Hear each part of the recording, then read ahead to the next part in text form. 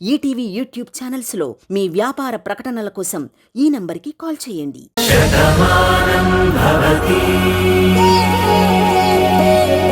ఏంటి భాను, కోపం వస్తుంది కదా? నాకు తెలుసు భాను, నీకు కోపం ఉంటుందని. నువ్వు ఆ విషయాన్ని మర్చిపోలేవని. నా అనుమానమే నిజమైంది. మరి అంత కోపం ఉన్న నువ్వు నాతో ఇలా ఎలా ఉండగలుగుతున్నావు? కనీసం దానికైనా సమాధానం చెప్పు. ఏంటలా నవ్వుతున్నావు? వెటకరమా? లేదు నీలిమా, నవ్వొచ్చి నవ్వాను అంతే. నీ మీద నాకు కోపం లేదు అని చెప్పను, ఎందుకంటే అలా చెప్తే అది అబద్ధం అవుతుంది. అలాగే పగలు ప్రతీకారాలు తీర్చుకోవాలన్న ఆలోచన నాకు లేదు. అవి జీవితాలని నాశనం చేస్తాయి. అంటే నా పాపానికి నన్ను వదిలేస్తున్నావా? నిన్ను కూడా అన్నీ వదిలేయమని చెప్తున్నాను. నువ్వు ఇంటికి ఏం ఆశించిదంతా చేశావో అందరికీ తెలుసు. ఆయన్ని నీ సొంతం చేసుకోవాలనుకున్నావు. నా స్థానంలోకి నువ్వు రావాలని అనుకున్నావు. ఈ ఇంటి కోడలిగా నువ్వు ఉండాలి అనుకున్నావు. నీ ఇంటి పేరు మారలేదు. నువ్వు అనుకున్నది ఏది ఇక్కడ జరగలేదు. అదే విధి. ఎవరికి ఎవరు అనేది ఆ దేవుడెప్పుడో రాసిపెట్టుంచుతాడు. అందుకే నువ్వు చేసిన ప్రయత్నాల వల్ల కొన్ని రోజులు మా మధ్య దూరం పెరిగింది, అపోహలు పెరిగాయి. దూరమయ్యే పరిస్థితి వచ్చింది, కానీ దూరం ఎప్పుడూ కాలేదు. మా మధ్య పెరిగిన దూరం మా మధ్య బంధాన్ని పెంచుతూ వచ్చింది. నువ్వు కోరుకున్నది నీకేమీ జరగలేదు. అసలు నేను కలలో కూడా జరగదు అనుకున్నది జరిగింది. అందుకే ఇప్పుడు నేను గతం గురించి ఆలోచించాలన్న అపోహ కూడా నాకు లేదు.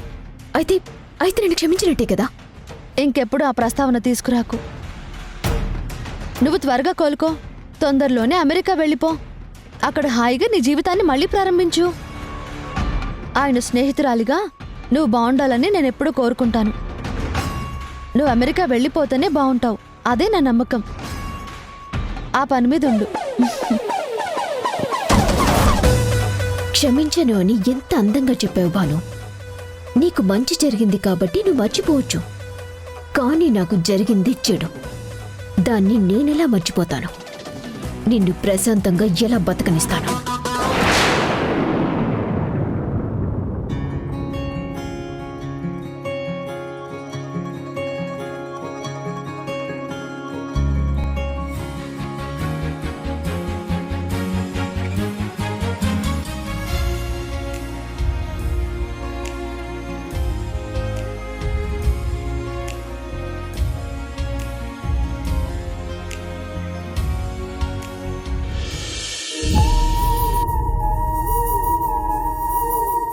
మా కంపెనీకి నీకు ఎటువంటి సంబంధం ఉందని వచ్చావు? అసలు ఏ అర్హత ఉందని ఇక్కడికి వచ్చావు?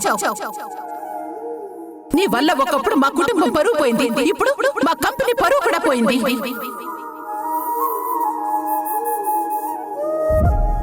రాభాను, నువ్వెందుకు ఆగిపోయావో నాకు తెలుసు. ఒకప్పుడు నువ్వు ఇక్కడికి రాము కోసం వస్తే ఎవరు పర్మిషన్ తీసుకుని వచ్చావని నేను గొడవ పెట్టాను. అప్పుడు నాకు నీ విలువేంటనేది తెలీదు. నీ మీద కోపం మాత్రమే ఉండేది. అందుకే ఇప్పుడు నేనే నిన్ను స్వయంగా ఆఫీసులోకి తీసుకొస్తున్నాను. ఎక్కడైతే అవమానం జరిగిందో అక్కడ నీకు గౌరవం దక్కడం పెద్ద విజయం కదా. నాతో రా.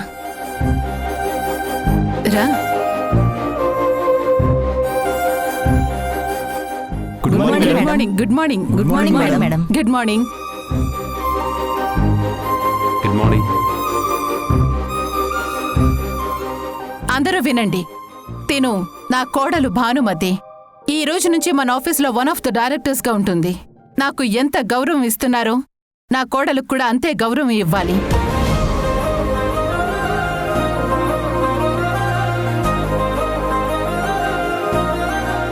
అందుకే భానుమతిని మీ అందరికీ పరిచయం చేయాలని తీసుకొచ్చాను.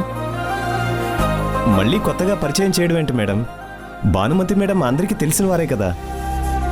మీకు తెలిసిన భానుమతి మన ఆఫీసులో వన్ ఆఫ్ ది ఎంప్లాయ్, కానీ ఇప్పుడు ఊర్మిళ స్థాయికి సరిసమానమైన మనిషి. అందుకే ఈ పరిచయం. చూడండి, భానుమతి ఎలా పనిచేస్తుందో మీ ఎవరికీ కొత్తగా చెప్పక్కర్లేదు. తన వర్క్ డెడికేషన్ ఎలా ఉంటుందో మీ అందరికీ బాగా తెలుసు. సో అమ్మ చూడాల్సిన ఫైల్స్ ఏంటి, నేను చూడాల్సిన ఫైల్స్ ఏంటి, భాను వర్క్ ఏంటో మీరు కూడా ఇమీడియట్గా డివైడ్ చేయండి.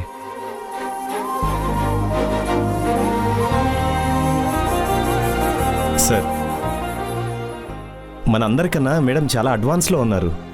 తను వస్తారు అని మాకు ఫోన్లో చెప్పకపోయినా ఊర్మిళ మేడం వర్క్ ఏంటి, మీ వర్క్ ఏంటి, 1 వీక్ వరకు మీ ప్రోగ్రామ్స్ ఏంటి అన్నది పొద్దునే మాకు చెప్పి వర్క్ కంప్లీట్ చేశారు మేడం.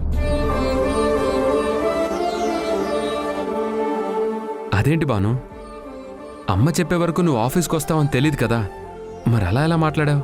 నేను వస్తానని తెలియకపోయినా మీ అందరి వర్క్లు ఎంతవరకు ఉన్నాయో తెలుసుకోవడం నా బాధ్యత కదండి. అందుకే అడిగి తెలుసుకున్నాను.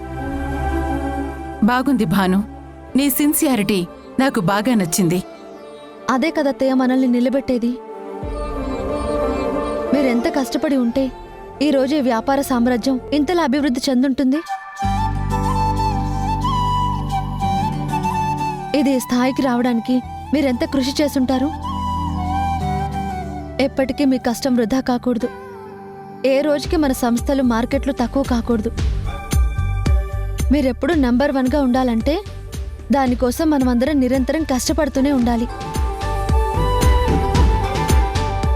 కస్టమర్స్ దగ్గర నమ్మకాన్ని నిలబెట్టుకుంటూనే ఉండాలి. మన శ్రమ సంస్థని నిలబెడితే ఆ నమ్మకం సంస్థని గెలిపిస్తుంది. నువ్వేం చేయగలవో మా అందరికీ తెలుసు భాను. నువ్వు ఈ ఆఫీస్లో ఉన్నంత వరకు ఎప్పుడు చిన్న ఇష్యూ కూడా రాలేదు. తర్వాత నువ్వు లేని లోటు అనుక్షణం మాకు కనిపించింది. మళ్ళీ ఇప్పుడు నువ్వు ఆఫీస్కి వచ్చావు. ఇంకా మార్కెట్లో మనకు అడ్డొచ్చే వాళ్ళు ఎవ్వరూ ఉండరు.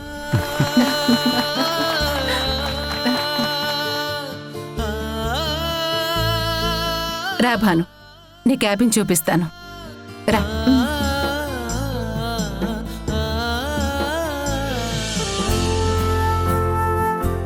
రా, కూర్చో. అయ్యో అత్తయ్య, పర్లేదు, కూర్చో. ఈ రోజు నుంచి ఇది నీ క్యాబిన్. కంగ్రాచులేషన్స్. థ్యాంక్స్ అత్తయ్య. కంగ్రాచులేషన్స్ భాను. కంగ్రాచులేషన్స్ అమ్మా. థ్యాంక్ యూ మావయ్య.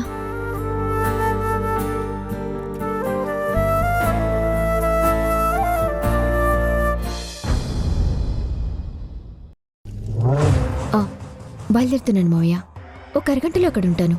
అన్ని విషయాలు అక్కడ మాట్లాడుకుందాం. ఉంటాను.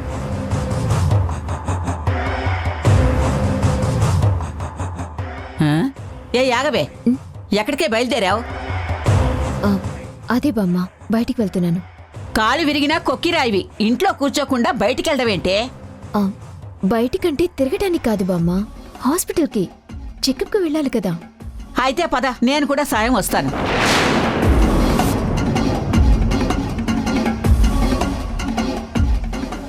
పర్వాలేదు బామ్మ, నేను వెళ్ళగలను. ఒసేయ్, నీ మీద ప్రేమతో వస్తానండలేదు నేను. కాలు విరిగిందన్న కనికరం కూడా లేకుండా వదిలేశారని అందరూ మమ్మల్ని అంటారే, అందుకే వస్తానన్నాను. మీకు ఆ శ్రమ అవసరం లేదు బామ్మగారు, మేమే వచ్చేసాం. మీరిలా వచ్చారేంటి డాక్టర్? అంత ఆశ్చర్యం ఎందుకే? నువ్వు వెళ్లేది వాళ్ళ దగ్గరికే కదా, ఇంటికి వాళ్లే వచ్చారని సంతోషించు. ఆనందమే బామ్మ, కానీ ఇలా అనుకోకుండా వచ్చేసరికి ఆశ్చర్యంగా కూడా ఉంది అంటున్నాను. అదా, భానుమతి గారు ఫోన్ చేసి రమ్మని చెప్పారు. హాస్పిటల్లో చెప్పొచ్చు కదమ్మా నువ్వు ఊర్మిళాదేవి గారి ఇంట్లో ఉంటున్నావని. అది మంచి విషయం కదా, ఇది చెప్పదులే. నమస్తే అండి. నమస్తే. చూసావా నీలిమా, భాను నేను ఎంత కేర్ఫుల్గా చూసుకుంటుందో.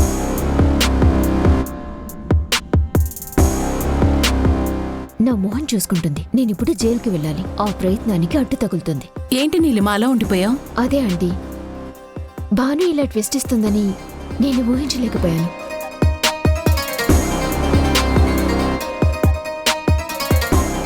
భానుని నువ్వు అర్థం చేసుకోకపోయినా ఎవరిని ఎలా చూసుకోవాలో భానుకు తెలుసమ్మా. మరే, నీకు చిచ్చులు పెట్టడం తెలుసు, భానుకి కాపాడుకోవడం తెలుసు. నీ కాలు సరిచేసి నిన్ను అమెరికా పంపించేంత వరకు భాను నిన్ను బాగానే చూసుకుంటుంది. ఎందుకు భాను ఇంత శ్రమ తీసుకుంటున్నావు? ఇందులో శ్రమే ఉంది నీలిమా. నువ్వు మా అతిథివి. అతిథిని గౌరవించడం మా సాంప్రదాయం. నువ్వు అమెరికా వెళ్ళాక పట్టించుకో అక్కర్లేదు. కానీ వెళ్ళేంత వరకు నిన్ను జాగ్రత్తగా కనిపెట్టుకుని ఉండాలి కదా. మరి ఇంత జాగ్రత్త అక్కర్లేదు బాను, నాకు ఇబ్బందిగా ఉంటుంది. ఇంట్లో బందీగా ఉండటం ఎందుకు? అప్పుడప్పుడు బయటికి వెళ్తూ ఉంటే నాకు కాస్త హాయిగా ఉంటుంది కదా.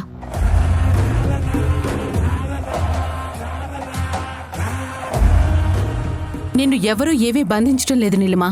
భాను నిన్ను జాగ్రత్తగా చూసుకుంటుంది. అది మంచిదే కదా. నువ్వు బయటికి వెళ్ళాలనుకుంటే ఒంటరిగా వెళ్ళకు. కాకపోతే సాయంగా అమ్మమ్మని గాని భానుని గాని తీసుకునెళ్ళు. నా శత్రువుల్నే సాయం తీసుకెళ్ళమంటారేంటంటే? ఇలాంటివి దానికి రుచించవు ఊర్మిళ. ఎందుకంటే దాని దగ్గర మంచి మంచులా ఉంటుంది, చెడు రాయిలా ఉంటుంది. అది నిలవదు, ఇది కరగదు.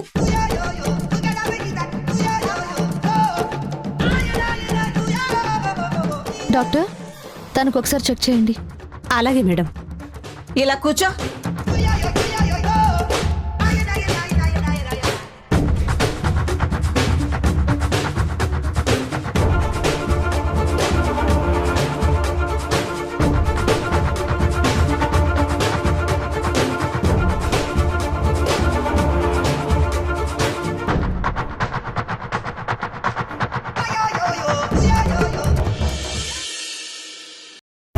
ఏంటి తల్లి, నువ్వు చెప్పేది నిజమా? నీతో అబద్ధం చెప్తానా అంకుల్? అందులోనూ నా స్నేహితురాలు భాను గురించి. నువ్వు అబద్ధం చెప్తావు కాదమ్మా. ఇంత జరిగింది అంటే నేనే నమ్మలేకపోతున్నాను. అయినా చెల్లెమ్మ ప్రేమ అపారమమ్మా. భాను మీద ఇంత ప్రేమ చూపిస్తోద్దా? అవునంకుల్, భాను ఇప్పుడు ఆ ఇంట్లో మహారాణియే కాదు, ఆఫీస్లో వన్ ఆఫ్ ది డైరెక్టర్. అవునా? ఊర్మిళ మేడం స్టాఫ్ అందరికీ ఒక్కటే చెప్పారు, ఆవిడకి ఎంత గౌరవం ఇస్తున్నారు భానుకు కూడా అంతే గౌరవం ఇవ్వాలని. ఆ మాట చాలు కదా అంకుల్, ఆవిడ భానుకిస్తున్న విలువేంటో చెప్పడానికి. ఇన్నాళ్లకి నా స్నేహితురాలికి తగిన గౌరవం దక్కింది. కానీ తనకింత గౌరవం దక్కినా భానులో ఆ వినయం పోలేదు, కించింతు అహంకారం కూడా కనిపించలేదు. అదేనమ్మా మన భాను. అది చూస్తుంటే నాకు మరింత ఆనందంగా ఉంది.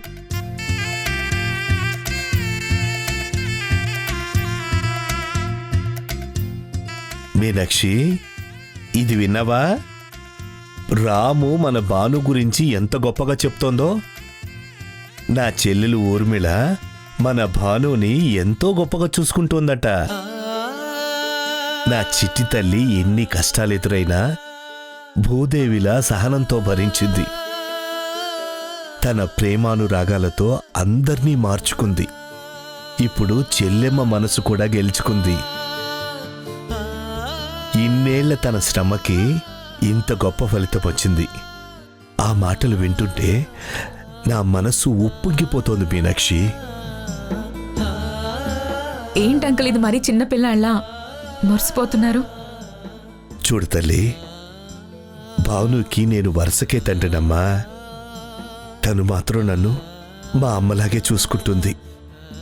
అందుకే తన గురించి వింటుంటే మా అమ్మ భానుమతమ్మ గురించి విన్నట్టే ఉంటుంది. ఆ ఇంటి పేరు నిలబెట్టి వారసునివ్వాలి. పెళ్లితో సగం జీవితం పరిపూర్ణమైతే ఆ దంపతులు తల్లిదండ్రులయ్యాక ఆ జీవితం పరిపూర్ణమవుతుందమ్మా. ఇదే శుభ సమయంలో నా చిట్టి తల్లి తల్లైతే ఎంత బాగుంటుంది కదా. ఊర్మిళ వంశానికి ఓ వంశాంకురాన్నివ్వాలి. ఊర్మిళ మనోహర్ కూడా ఆ క్షణం కోసమే ఎదురు చూస్తుంటారు. అప్పుడు ఆ ఇంట్లో ఆనందం మరింత పెరుగుతుంది.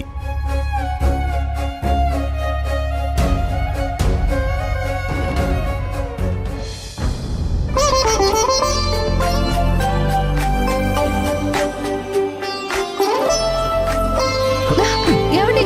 వదలండి, వదలండి. ఏంటిది? మిమ్మల్ని దింపండి. ఏంటిది? ఎందుకింత ఆనందం? ఎందుకేంటి భాను? ఈరోజు ఆఫీసులో నీకు దక్కిన గౌరవం, అదే సమయంలో నువ్వు ఆఫీస్కి రాకుండానే నువ్వు తీసుకున్న బాధ్యత, ఇవి రెండూ చూస్తే నాకెంత ఆనందంగా ఉందో తెలుసా? నా పని నేను చేశానండి, అందులో కొత్తేముంది? నీ పని నువ్వు చేసావు, కాదన్ను. కానీ అమ్మ నీకు ఏ గౌరవం ఇవ్వాలని నేను కలగన్నానో ఆ గౌరవం నీకు దక్కింది. మన ఇంట్లో ఏ ఆనందం ఉండాలని అనుకున్నానో ఇప్పుడు ఆ ఆనందం ఉంది. ఇవన్నీ తలుచుకుంటుంటే నన్ను నేను కంట్రోల్ చేసుకోలేకపోతున్నాను. ఇదే ఆనందంలో అది కూడా బాను బాను బాను బాను ఎందుకొచ్చావు బామ్మ? అదే అడగడవురా, ఇది నా ఇల్లు, నా మనవరాలు గది, ఏం రాకూడదా? కూడదు అని కాదు, అసలు అసలు లేదు, పిసరు లేదు. ఇంకా సమయం అవలేదులే. బాను, రేపు ఏం కూర చేద్దామే? తిందాంలే. ఏడ్చినట్టుంది. తినడానికే ఏం చేద్దామమ్మా అని అడుగుతున్నాను. చెప్పవే, ఏం చేద్దాం? అదేదో రేపు పొద్దున్నే అడగచ్చు కదా బామ్మ. అబ్బా, అడగచ్చురా, మళ్ళీ మర్చిపోతానేమోనని ఇప్పుడే అడుగుతున్నాను. చెప్పమ్మా, ఏం చేద్దాం? నువ్వు మర్చిపోయినా నేను గుర్తు చేస్తానులే, నువ్వు వెళ్ళు. మీరు ఆగండి. నువ్వు చెప్పు బామ్మ, ఏం కూర చేద్దాం? సరే లేవే, వాడంతలా బాధపడుతున్నాడు కదా, రేపొద్దునే ఆలోచిద్దాంలే. మరి రేపటి కూర గురించి ఇప్పుడే ఎందుకే? మరి ఇప్పుడు ఎందుకు వచ్చావు బామ్మ? నువ్వెందుకింతలా ఇబ్బంది పడుతున్నావో నాకు అర్థమైంది లేరా. దేనికైనా ఒక సమయం, సందర్భం ఉంటుందిలే. ముందు అది అర్థం చేసుకో. ఇది చెప్దామనే వచ్చాను. Good night, good night, good night.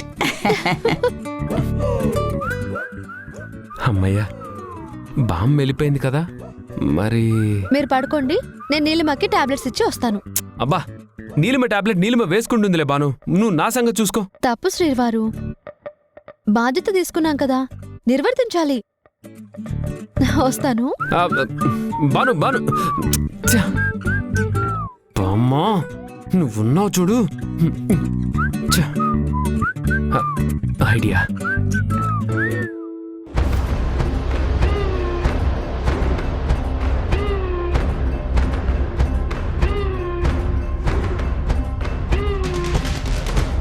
Sir, మీ మేనకోడలు గారు వీడియో కాల్ చేశారు, మీకు ఇమ్మన్నారు. అమ్మా నీలిమా, ఎలా ఉన్నావు అమ్మా? ఆనందంగా ఉన్నానని మాత్రం చెప్పలేను మావయ్య. అనుకున్నది సాధించగలను అని మాత్రమే చెప్పగలను. నిన్ను చూడాలనిపించిందమ్మా, అందుకే కబురు చేశాను. నువ్వు వస్తావని ఎంతో ఎదురు చూశాను, కానీ నువ్వు రాలేదు. సారీ మావయ్య. ఆ బాను ఉంది కదా, నీ దగ్గరికి రాకుండా నన్ను ఆపింది. అంటే ఏంటమ్మా? భానుకి మళ్ళీ నీ మీద అనుమానం వచ్చిందా? లేదు మావయ్య, కొత్తగా అభిమానాన్ని నటిస్తోంది. అందరి ముందు నా మీద ప్రేమను చూపిస్తోంది. తెలివిగా నన్ను బంధిస్తోంది. అందుకే నేను నిన్ను కలవటానికి రాలేకపోయాను. అవును, ఇంతకీ ఎందుకు రమ్మన్నావు మావయ్య? చెప్తానమ్మా. అక్కడ మన మాటలు ఎవరూ వినడం లేదు కదా.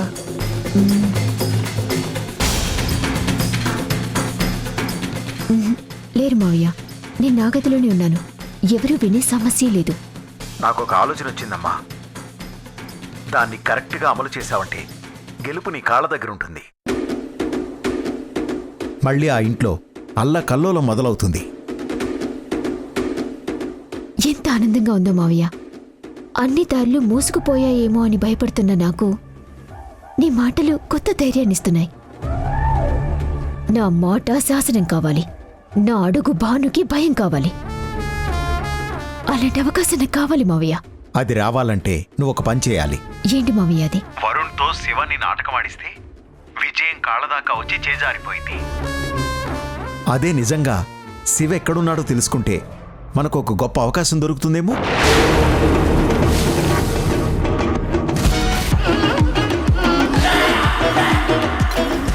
శివ గురించి తెలుసుకుంటే మనకేంటి ప్రయోజనం మావయ్య? ఆంటీకి వాడంటే పడదు, వాడి మీద కోపం ఉంది, కానీ మనకి ప్రయోజనం ఏముంటుంది? శత్రువుకి శత్రువు మిత్రుడవుతాడని మర్చిపోయావా అమ్మా? లేదు మావయ్య, కానీ శత్రువులందరూ ఇప్పుడు మిత్రులైపోయారు కదా. భాను అన్న బాణులా ఉంటాడేమో, కానీ శత్రువులా మనకిలా ఉపయోగపడతాడు. పెద్ద సముద్రాన్ని ఈదడానికి ఒక పిల్లకాలం కూడా ఉపయోగపడుతుంది. అలాగే ఏ అవకాశం ఎప్పుడు ఎలాంటి మలుపు తిప్పుతుందో మనకి తెలీదు. శివ అనేవాడు బయటికొస్తే భానుకి అన్నయ్య అనే ప్రేమ వస్తుంది. వాసుదేవరావుకి కొడుకనే మమకారం పెరుగుతుంది. ఊర్మిళ తన కొడుకుని చంపినవాడు అన్న కోపం రగులుతుంది. సెంటిమెంట్ ఫూల్ అయిన భాను నిజానికి వాళ్ళ అన్నయ్యను వదులుకోలేదు. కోపంతో రగిలిపోయే ఊర్మిళ వాణ్ణి క్షమించలేదు.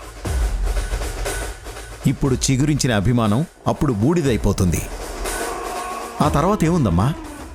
ఆ మంటల్లో తను అనుకున్నది సాధించొచ్చు. భానుని సమిధని చేయొచ్చు. సూపర్ మావయ్య. చిన్న నిప్పు రవ్వే కారు చిచ్చుగా మారి అడవిని తగలబెట్టినట్టు శివ అనేవాడు తెలిస్తే ఈ ఆనంద నిలయంలో అగ్గి పుట్టించవచ్చు. సంతోషాలని సమాధి చేయొచ్చు. నా ఊహకి అందని ఆలోచన చెప్పావు. ఈ క్షణం నుంచి నేను అదే పనిలో ఉంటాను.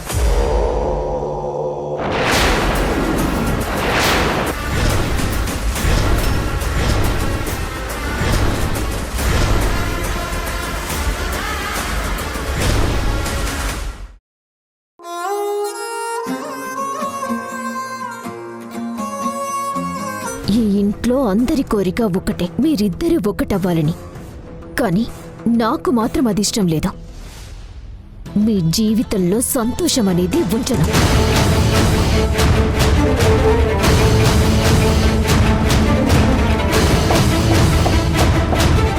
ఈటీవీ విన్ యాప్ రోజుకి కేవలం రూపాయి మాత్రమే. ఇప్పుడే ఈటీవీ విన్ యాప్ డౌన్లోడ్ చేసి సబ్స్క్రైబ్ చేయండి.